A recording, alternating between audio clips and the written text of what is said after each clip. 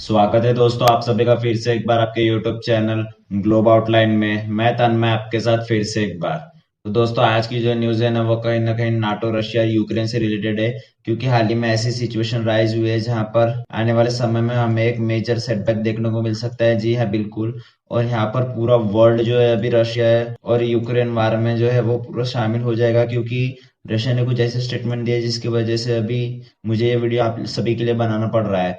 तो क्या है पूरा सीन, क्यों सच रशिया एग्रेशन दिखा रहा है, क्या होगा आने वाले समय में सब जानेंगे। लेकिन आगे बढ़ने से पहले मैं आपको एक बात बता दूं कि अभी तक क्या आपने चैनल को सब्सक्राइब नहीं किया है तो डू सब्सक्राइब द चैनल, क्योंकि आने वाले समय में और ऐसी ढेरों जियोपॉलिटिक्स से रिलेटेड न्यूज मिलती रहेंगी आप। जी हाँ बिल्कुल। तो चलिए शुरू करते हैं। तो जैसे कि आप देख सकते हैं ये article, a whole new level of war if NATO arms Ukraine Russian warns. उसी के साथ साथ nuclear war if Russia defeated in Ukraine Vladimir Putin ally warns NATO.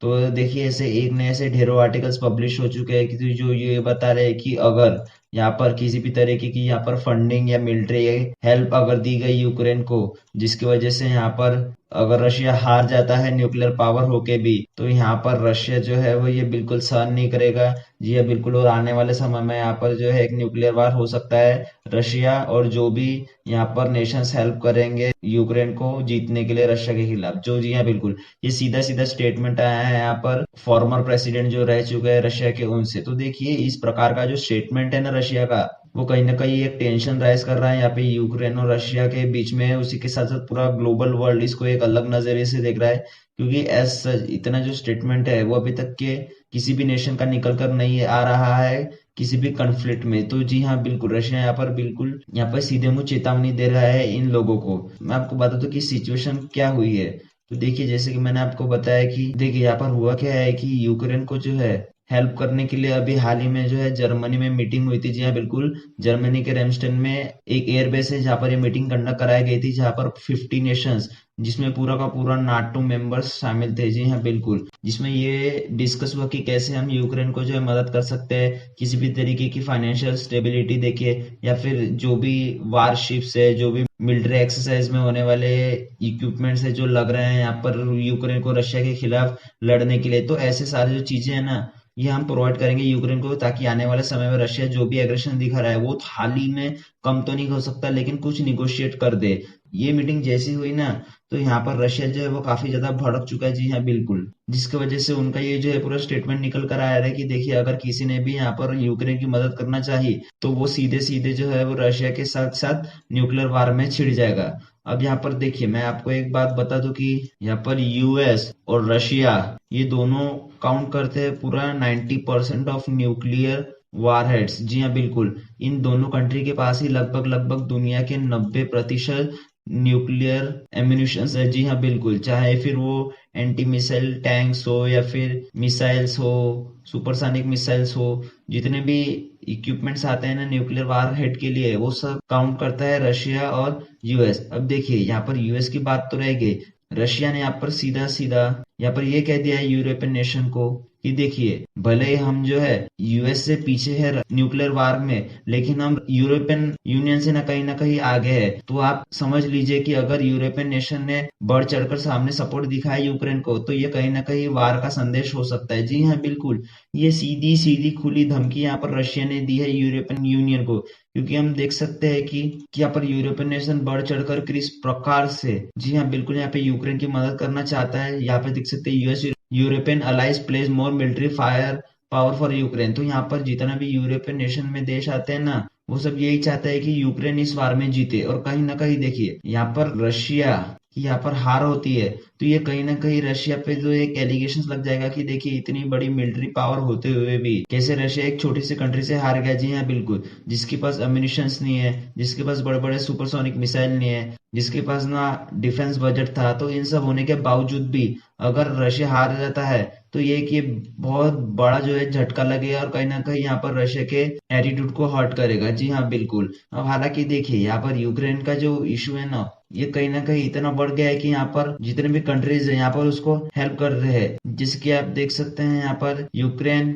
Ukraine के जो सोल्जर्स है अभी उन्होंने हाल ही में कमोडिया में जाके जो है वो कैसे डी माइनिंग करी जाती है वो सीखे। क्योंकि देखिए यहाँ पर कमोडिया में जाके क्यों की है, तो देखिए मैं आपको एक बात बता दूं कि कम्बोडिया और वियतनामीज ये लॉन्ग वार जर्नी में थे। जी हाँ बिल्कुल, जहाँ पर 1970 से लेके कहीं ना कहीं 1980-95 तक के यहाँ पर एक वार चल रहा था, जिसकी वजह से वियतनामीज ने या फिर कम्बोडिया की खुद के गवर्नमेंट ने यहाँ पर जो है काफी सारे लैंड माइन्स बिछा के रखे थे। जी हाँ बिल्कुल, अब ये लैंड माइन्स क्यों बिछा के रखे थे, क्योंकि देखिए वियतनामीज जो है वो कब्जा कर रहा था कम्बोडिया के इलाके इलाके पे, जिसकी वजह से यहाँ पर कम्बोडिया की गवर्नमेंट ने क्या किया, यहाँ पर लैंड माइन्स बिछा दिए ताकि अगर वियतनामीज आते भी है तो वो लैंड माइन्स की वजह से कहीं ना कहीं धाराशायी हो जाए। अब देखिए ये लैंड माइन्स इतनी ज्यादा हद तक के है कम्बोडिया में कि अभी तक के ये 1998 से लेके अभी तक के पूरी तरीके से डिस्ट्रॉय नहीं है पूरे कम्बोडिया में से। और आज भी ऐसी काफी न्यूज निकल कर आती है कि 15 से 20 लोग कहीं ना कहीं मारे जाते हैं यहाँ पर कम्बोडिया में सिर्फ और सिर्फ ये लैंड माइन्स की वजह से। अब देखिए ये लैंड माइन्स कम्बोडिया में जो है वो आज भी ढूंढी जा रही है,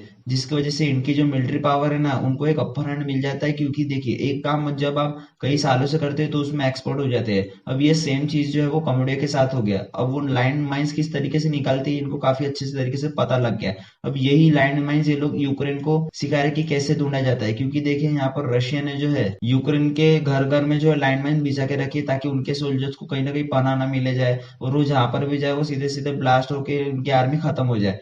अब यहाँ पर कम्बोडिया ने एक हेल्प किया है कि कम्बोडिया ने यूक्रेन के सोल्जर को ये सिखा दिया है कि लैंडमाइंस कैसे ढूंढी जाती है। उसी के साथ साथ ये तो हो गई कम्बोडिया की बात, लेकिन जर्मनी पे भी देखिए इस बार इतना प्रेशर आ रहा है। जी हाँ बिल्कुल, जैसे कि आप देख सकते हैं जर्मनी ने अभी अपना हाल ही में जो है डिसीजन वो रोक के रखा है कि हम जो अपने टैंक्स है वो यूक्रेन में भेजेंगे या नहीं। और जैसे ही यहाँ पर जर्मनी का हाँ आता है तो ये कहीं ना कहीं यूक्रेन को एक बहुत बड़ा झटका देगा, क्योंकि देखिए जर्मनी के जो टैंक्स है ना अगर ये यूक्रेन को मिल गए तो कहीं ना कहीं यूक्रेन का जो है एक अपर हैंड रहेगा रशिया के एग्रेशन के खिलाफ। और कहीं ना कहीं ये हम मान सकते हैं कि यूक्रेन जो है वो जीत के और ज्यादा करीब चला जाएगा, क्योंकि हम देख सकते हैं यूएस ने एक बड़ा पैकेज दिया है, उसी के साथ यूएस ने काफी सारे एमिनेशन दिए है, उसी के साथ ऐसे कई छोटी कंट्री जो यूक्रेन को कहीं ना कहीं मदद कर रही है। अब देखिए इंडिया का जो स्टैंड है ना वो कहीं ना कहीं यहाँ पर रशिया यूक्रेन वार में न्यूट्रल है। जी हाँ बिल्कुल, और ये ना रशिया का हुआ है ना यूक्रेन का हुआ है, और इंडिया ने ऐसे कोई भी स्टेटमेंट ना दिए जो ये बताते हैं कि ये इंडिया यूक्रेन की तरफ से है या फिर रशिया की तरफ से। खैर ये तो चलता ही रहेगा।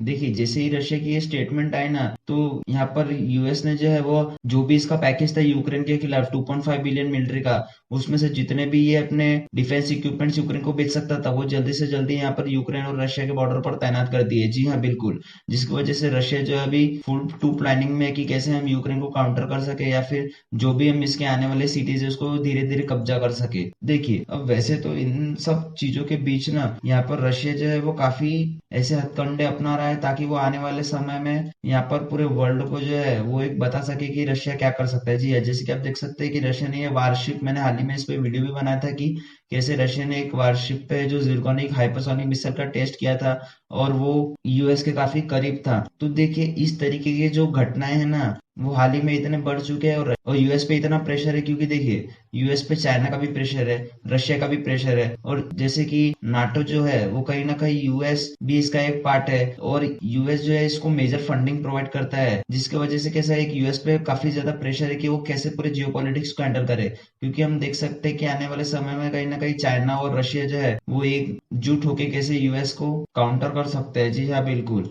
अब देखिए ये जो सब जियोपॉलिटिक्स में हो रहा है ना वो कहीं ना कहीं जो रशिया है वो काफी ज्यादा ही अभी फ्रस्ट्रेशन में आ गया है, क्योंकि देखिए पूरे वर्ल्ड वाइड जो है वो रशिया में काफी ज्यादा सैंक्शंस लगा दिए है। जी हाँ बिल्कुल, sanctions in the sense Russia की बैंक जो है वो रिमूव कर दी गई है इंटरनेशनल फाइनेंस मैसेजिंग सिस्टम से। उसी के साथ साथ रशिया के जितने भी एसेट्स है वो फ्रीज हो चुके हैं। जी हाँ बिल्कुल, रशिया की बैंक अभी किसी भी कंट्री से मनी बोरो नहीं कर सकती। जितने भी यूरोपियन यूनियंस के देश है उसी के साथ यूएस यूके उन्होंने ऑयल का बैन कर दिया रशिया से कि ऑयल कोई भी इंपोर्ट नहीं होगा रशिया से उनके देशों में। उसी के साथ साथ गोल्ड, ज्वेलरी या फिर जितने भी एक्सपोर्ट इंपोर्ट होते हैं उन सब में भारी टैरिफ लगा दिया गया अगर वो रशिया से आ रहे हैं तो। उसी के साथ हमने ये भी देखा गया था कि कैसे रशिया के जितने भी पॉलिटिकल लीडर्स या फिर जितने भी बिजनेसमैन है उन सब की एंट्री जो है वो दूसरे देशों में पूरी तरीके से बैन हो गई है। तो इतने सारे जब सैंक्शंस लगे हैं ना रशिया पे तो कहीं ना कहीं रशिया जो है वो वहां पर दूसरे ऑप्शंस ढूंढने लगता है, जैसे कि उसने इंडिया को भारी कट ऑफ पे ऑयल बेचा। जी हाँ बिल्कुल, और हमने ऑयल वो खरीदा भी। उसी के साथ साथ यहाँ पे नेचुरल गैस जो है वो कहीं ना कहीं उन देशों को बेच रहा है जो ऑयल प्राइस कैप नहीं लगा रहा है। जी हाँ बिल्कुल, एक मैंने डेफिनेट बकायदा वीडियो बनाया था कि कैसे जो है प्राइस कैप लग रहा है रशिया के ऑयल पर। जिसकी वजह से अब रशिया जो है वो नाटो नेशंस को जो है ऑयल नहीं दे रहा था। उसी के साथ साथ ऐसे वेरियस सैंक्शन है जो गिनाए नहीं जा सकते यहाँ पर रशिया पे लगाए गए हैं 1 से 1.5 सालों के बीच में, जब से ये वार चालू हो रहा है। अब देखिए ये सब चीजें तो चलती ही रहेगी और रशिया उसका जो उपाय है वो ढूंढते ही रहेगा। अब आने वाले समय में ये देखना होता है कि रशिया और इस पे क्या मेजर डेवलपमेंट करता है, क्योंकि देखिए हाल ही में जब हमारे यहाँ पर एक सर्वे हुआ था ना, तो वहां पर यही बताया गया था कि more Indians says that NATO is responsible for Ukraine war. जी हाँ बिल्कुल, ये बाकायदा एक रिपोर्ट जारी हुई थी जिसमें ये बताया था कि इंडियंस ये मानते हैं कि जितना भी यहाँ पर यूक्रेन वार हो रहा है रशिया और यूक्रेन के बीच में, यहाँ पर सबसे ज्यादा रिस्पॉन्सिबल नाटो है। जी हाँ बिल्कुल, एक शॉकिंग सर्वे यहाँ पर हुआ था जो यहाँ पर कहीं ना कहीं आने वाले समय में यूएस और हमारे रिलेशन को एक थ्रेट पहुंचा सकता है। जी हाँ, क्योंकि देखिए यहाँ पर क्या बताया गया था, यहाँ पर सर्वे हुआ था जिसकी वजह से आप ये डाटा देख सकते हैं कि मोर इंडियन ब्लेम नाटो और the United State for the war in Ukraine than blame Russia. तो यहाँ पर हमारी जो जनता है वो ये कहती है कि रशिया जो है यहाँ पर बिल्कुल सही है अपने लिए, और कहीं ना कहीं यहाँ पर जितना यूनाइटेड नेशन है और नाटो है यही रिस्पॉन्सिबल है इन दोनों वार के चलते। क्योंकि देखिए मैंने अपने वीडियो में आपको कई बार बताया था कि ये जो वार है ना वो वहीं से चालू हुआ था जब नाटो ने जो है ये डिसाइड किया था कि हम जो है यूक्रेन को नाटो का एक पार्ट बनाएंगे। जी हाँ बिल्कुल, तो रशिया को ये सहन नहीं हुआ जिसकी वजह से यहाँ पर ये वार काफी ज्यादा बढ़ चुका है। अभी देख सकते हैं हम 1 साल हो रहा है ये वार खत्म होने का नाम नहीं ले रहे। क्योंकि देखिए नाटो का जो आर्टिकल 5 है ना कहीं ये पावर दे देता है कि अगर आपने एक नेशन पे हमला किया तो पूरे नाटो नेशंस पे हमला कर दिया, जिसकी वजह से रशिया ने जो है यूक्रेन पे हमला कर दिया नाटो नेशन ज्वाइन करने के पहले ही। अब देखिए इस बात में कितनी सच्चाई है कितनी नहीं है ये तो आने वाला समय ही बताएगा, और हम अपेक्षा करते हैं कि ये जो वार है वो जल्दी से जल्दी खत्म हो। अब देखना पड़ता है कि यहाँ पर इंडिया जो है वो आने वाले समय में इस पूरे ग्लोबल पर्सपेक्टिव में अपनी क्या राय देता है। जी हाँ बिल्कुल, अब देखिए इंडिया का जो ग्लोबल पर्सपेक्टिव है ना वो कहीं ना कहीं इतना बढ़ चुका है कि आने वाले समय में यही देखना होता है कि G20 मीटिंग में यहाँ पर रशिया और यूक्रेन आमने सामने होंगे। जी हाँ बिल्कुल, चाइना आएगा, पाकिस्तान आएगा, तो यहाँ पर मेजर कंसर्न यही निकल कर आता है कि इंडिया जो है वो कहीं ना कहीं यहाँ पर नेगोशिएट करके दे रशिया और यूक्रेन वार के बीच में। क्योंकि हमने देखा था कि कैसे यूक्रेन के प्रेसिडेंट ने हेल्प मांगी थी इंडिया की कि प्लीज आइए और हमारी हेल्प कीजिए। तो अभी जो G20 मीटिंग है इस मीटिंग में पूरे वर्ल्ड के बड़े बड़े लीडर्स आएंगे, उसमें हम देखेंगे कि कैसे रशिया और यूक्रेन वार के बीच में क्या कुछ नेगोशिएट होता है या नहीं। तो दोस्तों आज के वीडियो में इतना ही, मिलते हैं अगली वीडियो में ऐसी जियोपॉलिटिकल न्यूज के साथ। और एज यू ऑल नो कि life is a long lesson in humanity, so be safe and B strong.